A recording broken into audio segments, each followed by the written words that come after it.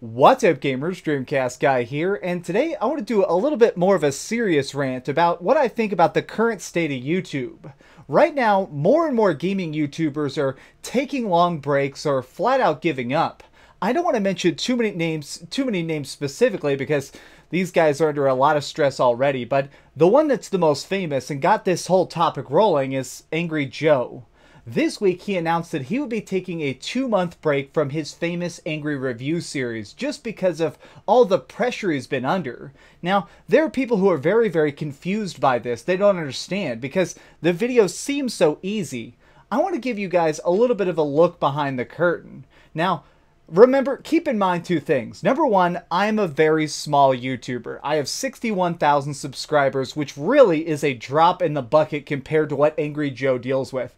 There is no way he has any idea who I even am. I'm a very small YouTuber, so the stress I'm under is very different and very contained compared to what he deals with on a constant daily basis. The other thing to keep in mind is I'm also a lot newer at this. I've only been a full-time YouTuber for about a year, and it's still very, very fun and exciting for me. I get up every single day, just so happy to read comments, tweet out silly stuff, and work on the next big video. So what we deal with are very, very different. But even so, I can very much relate with what he's going through.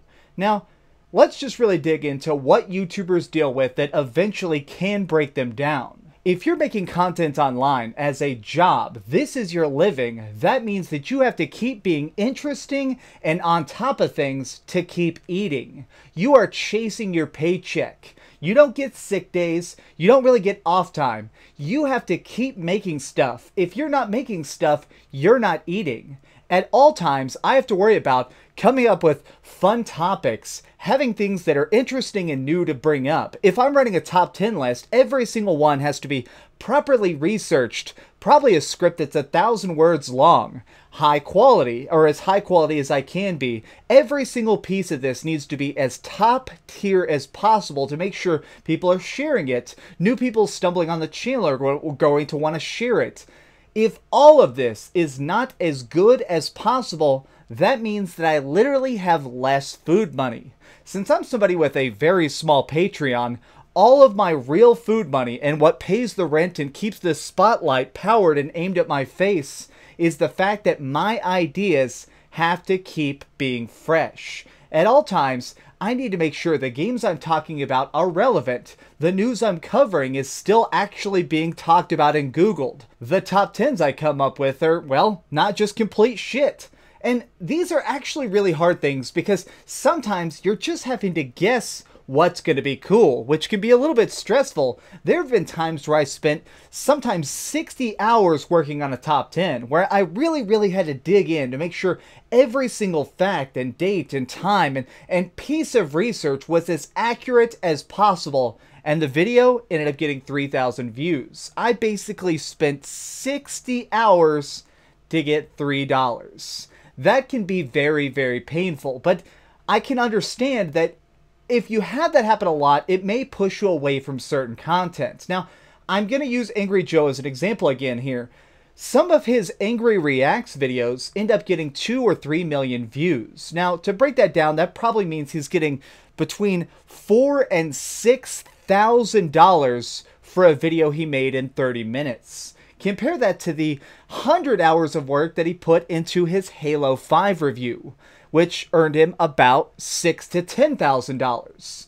Those two things are very, very much a power balance in his mind. Creatively, he wants to do both. He wants to do angry reviews. He wants to order these costumes and worry about this giant production. But at the end of the day, if he's worrying about paying his rent, making sure his internet is still paid, and being able to buy that next review copy to even start on the next topic, he's probably going to look a little bit more strongly towards cranking out those angry reviews, even if they do end up pissing off part of his fan base. This brings us on to the next part that's a little bit difficult to deal with. Now, Backlash, it hits all of us. If you're working online, you're going to get death threats. You're going to have people calling your house sometimes. You're going to have people who are obsessively making videos, picking apart every single contradiction you accidentally murmured. People who are watching podcasts that you're on just because they despise you so much that they're writing a giant manifesto about every single thing DreamcastGuy has ever done wrong.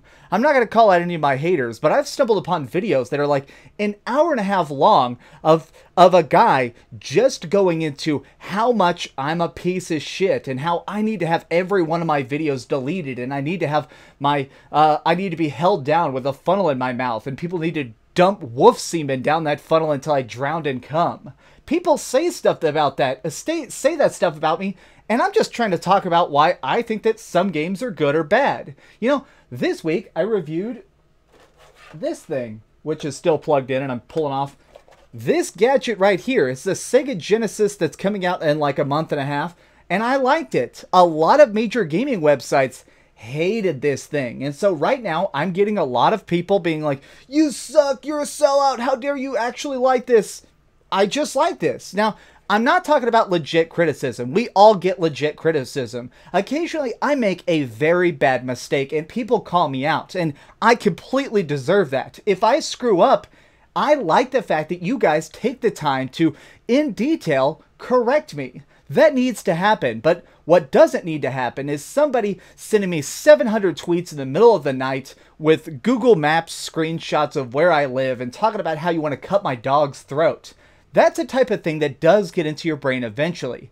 Over time, after you see so many thousands and thousands of threats, you start to think, God damn, like it messes with your creative process a little bit. And now imagine somebody like Angry Joe with 2 million subscribers. He probably deals with that on such a massive scale. He probably has hundreds of thousands of tweets on a monthly basis that are saying, you suck, you suck, you suck, you suck, you suck, you suck, kill yourself, kill yourself, kill yourself, kill yourself, kill yourself. Eventually, I've known people who have straight up told me they get afraid of their phone. They don't want to even look at their social media because even though 99% is so positive and happy, eventually that stuff does grind them down. Now, don't get me wrong, I am not complaining. This is still the best job ever, but there is still a lot of pressure and deadlines that people don't understand. Now, if I'm sent a game 2 weeks early and I have to have my review out the day it comes out, that means that I need to sit down with my time, beat the game, recording footage, taking notes, write a detailed script, double check it, go through all the benchmarks of my footage, record audio, edit it all together, make sure it's good, Photoshop a good thumbnail, upload it, put keywords on, put it on social media. These are all steps to my job that take many, many hours to produce. But what's interesting is it's kind of like being on a treadmill. The second a video is out, I basically just have to drop it and move on. I can't think about it anymore. Even if it gets a ton of dislikes or a lot of backlash, I just have to move on. There's more games, there's more reviews, there's always that next big thing. If you are not constantly talking about that next major topic, always on to the next big subject, you will become irrelevant, not have any food, and die. That's just so, that's a heavy pressure. You need to constantly be evolving. You need to come up with new things. Change your style a little bit. Introduce new things. Keep the existing audience shocked and entertained while also making yourself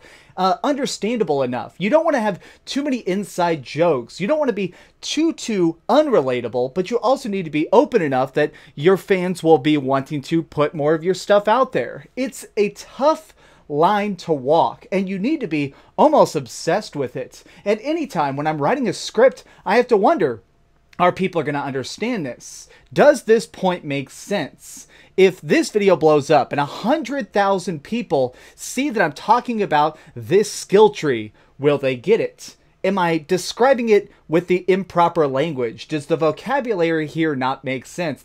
Things like that sometimes keep me up at night because I need to make sure that I'm describing each game to you as clearly as possible. And this can really crush people eventually. I mean, even Markiplier in a recent podcast was talking about that he ends up having to put things on a scale in his brain and be like, this is a game that I'll probably have more fun playing, but this is a game that'll probably get more views. Do I want to have fun at my job this month, or do I want to get enough views to pay all my employees? Because Markiplier has, what, 13 million subscribers? He has a lot of people that work for him. And I'm not just talking about, like, editors and people that are packing up all of his shirts. I mean, that guy has a lot of people who work directly with him, being sound people, camera people. He has to keep all of those people's rent paid, keep them fed. So eventually, he has to make the hard choice and do what he doesn't want in order to get the views and keep the audience happy. So this has been a long rambling rant, and maybe I sound like a crybaby, but really, I just wanted to give you guys a peek behind the curtain, because every time one of these big YouTubers quit, and we have seen a chunk of them lately, people are always like, what? You have the easiest job in the world. You just sit down and play video games. When really, there is a lot more going on behind the curtain and inside our minds. So hopefully, this helps you have a little bit more understanding. So I'm not sure I'm going to upload this video. I might delete this. Well, if you see this video, hopefully you'll share it with a friend, give it a like, and subscribe if you haven't already. But do me the biggest favor of all and keep dreaming. Real quick, I'm going to let you guys know actually what I consider my biggest secret. The reason I think my channel has been so successful over the last few years. At the end of every day, even if I'm way behind on my work, I'll shut down all my equipment and I'll just play video games for fun for an hour. No matter what, even if I'm super behind schedule, I'll shut down the capture card, I'll turn off the cameras, I shut off all the lights, and I'll just play some Last of Us or play some Final Fantasy. Because eventually, it's all about the fun. If I'm not enjoying myself, then I can't make stuff. So I'm going to always keep the fun in gaming for me. Oh, hi. I'm just working on the next video. If you want to see what it is, go ahead and click this button and you can subscribe. Also, if you click these video links, you can see my latest review and my latest top 10. Now I'm just going to sit here for a minute and wait for you to subscribe. Oh, I guess I could put on these giant glasses. I literally found these on a roller coaster.